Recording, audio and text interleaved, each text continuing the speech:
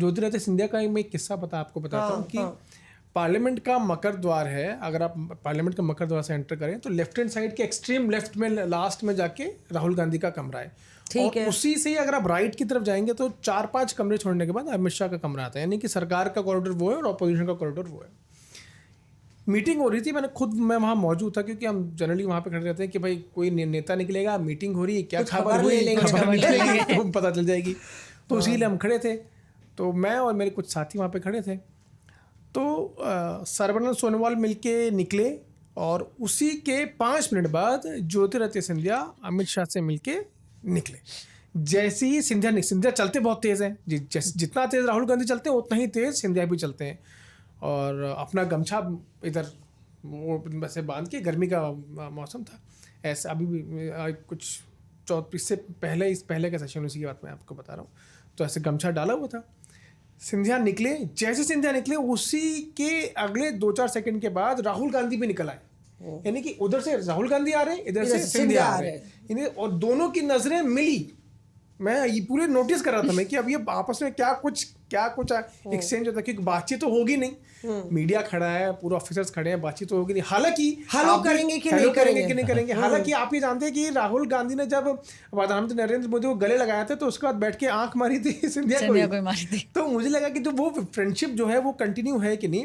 राहुल गांधी आए, सिंधिया आए, जैसे ही राहुल सिंधिया को पता चला कि राहुल गांधी बिल्कुल नजदीक आने वाले हैं, एकदम से राइट टर्न लिया और ऐसे बिहेव किया कि राहुल गांधी है ही, मतलब वहाँ मौजूद ही नहीं थे, एकदम से राइट लिया और सीधे चले गए। हाल जब भी, लेकिन होता क्या है कि जब कोई मंत्री निकलता है, नेता निकलता है, नजरें मिलती है, हाय हेलो नमस्कार सब होता है। इनफैक्ट हम लोगों से भी रुक के 2-4 मिनट आदमी बात कर लेता है कि हाँ किस चीज़ पर चर्चा हुई, क्या बातचीत हुई, क्या मतलब फैसला आप लोग लेने वाले हैं, मंत्री आप जिस मंत्रालय के मंत्री हैं क्या उस मंत्रालय को लेकर कोई चर्चा हुई, कोई बातचीत नहीं हुई। सिंधिया हमको भी देखा, ज्योतिरादित्य सिंधिया से हमारी मतलब नजरें मिली हमारी, लेकिन वो समझ गए कि यहाँ रुका मैं तो बहुत प्रॉब्लम हो जाएगी, मामला खराब हो जाएगा, राइट लिया और सीधा निकल गए, और राहुल गांधी लेफ्ट लेके बाहर निकल गए। जैसे ऐश्वर्या होता है ना कि हज़ारों ख्वाहिशें ऐसी, हर ख्वाहिश पर दम निकले। तो जब कांग्रेस छोड़ के बीजेपी नेता आते हैं तो कई ख्वाहिशें लेके आते हैं, उनको लगता है, कहीं ना कहीं लगता है कि हमें या तो राज्यसभा मिलेगी या कुछ पद मिलेगा, या और ऐसे कई नेता हैं। मतलब मुझे लगता है कि अगर उस तस्वीर को ही देख लें तो मिलिंद देओरा तो ऑलरेडी पार्लियामेंट में आ गए हैं। आप देखिए कि जितिन प्रसाद हैं, वो भी मंत्री हैं, और जितिन की परिस्थिति भी जो एक्स फैक्टर वो क्यों हुए, उनकी भी परिस्थिति कुछ ऐसी हो गई थी। उनकी ही क्षेत्र में जो शाहजहाँपुर है, उनके ही क्षेत्र में मुझे याद है वो ब्राह्मण सम्मेलन कर रहे थे, वो दौर था जब नेता लगातार छोड़ रहे थे और वो ब्राह्मण सम्मेलन कर रहे थे, तो हम उनको फ़ोन करते थे कि भाई आप तो योगी सरकार के खिलाफ ब्राह्मण सम्मेलन उनका चल रहा था, जब विकास दुबे का इनकाउंटर हुआ, ये हुआ, लगातार उनका पूरा वो पिच कर रहे थे, और उसके बाद वो बीजेपी ज्वाइन कर लेते हैं। तो परिस्थिति ऐसी हो गई थी कि वहाँ पे उनके ही कॉन्स्टिट्यूंसी में जो जिलाध्यक्ष है या ब्लॉक प्रमुख है कांग्रेस का, वो तक वो नहीं बना पा रहे थे। तो एक नेता जो सांसद रह चुका है, मंत्री रह चुका है, और 3-4 चुनाव वो एमएलए संसदीय और विधानसभा के लड़ चुके थे, 3-4 हार चुके थे। तो व्हाट ड्राइव्स अ नेता आउट, और वो उस तरह का आउटरीच ही नहीं हुआ। हमें याद है कि उनके पीछे पीछे उनके घर, उनके इधर उधर हम दौड़ रहे हैं, फिर देख रहे हैं कि उनकी गाड़ी सीधे जा रही है और एकदम से अमित शाह के घर पे मुड़ जाती है। तो मतलब कि सबसे पहले जितिन प्रसाद अमित शाह से जाके उन्होंने मिले और उसके बाद पार्टी ज्वाइन की। तो दूसरे दिन सुबह हम 7 बजे उनके घर पहुंच गए, बहुत नाराज़।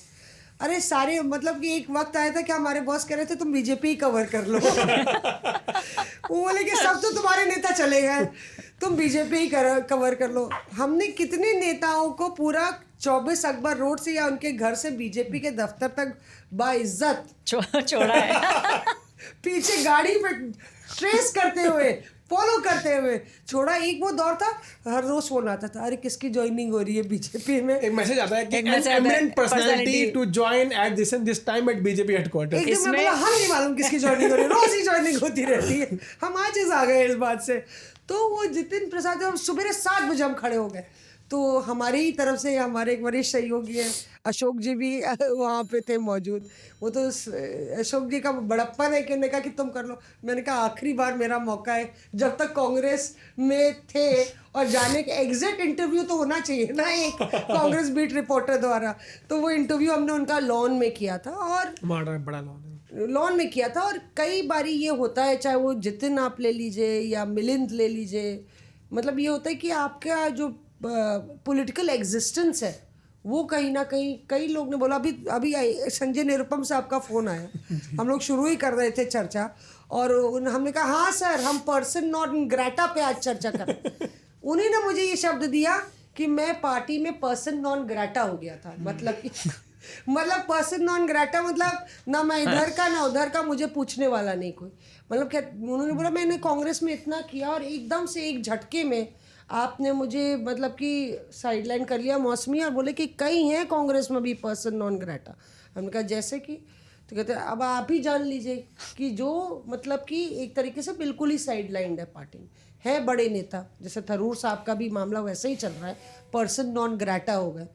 तो बोले कि मैं पर्सन नॉन ग्रेटा हो गया था और मैंने जब बोला कि मैं छोड़ रहा हूँ तो मुझे तुरंत जयराम रमेश का फ़ोन आया। वो बोल रहे थे कि जयराम रमेश का फ़ोन आया, अरे क्या कर रहे हो संजय, रुके रहो। तो वो बोला कि मैं क्या करूँ, इनफ इज़ इनफ। उनको काफ़ी बेइज्जती हो गई थी और लगातार उनके लिए अपशब्द कहे जा रहे। तो बोले नहीं नहीं 1 घंटे रुक जाओ, छोड़ो मत पार्टी। तो वो 1 घंटे रुक गए।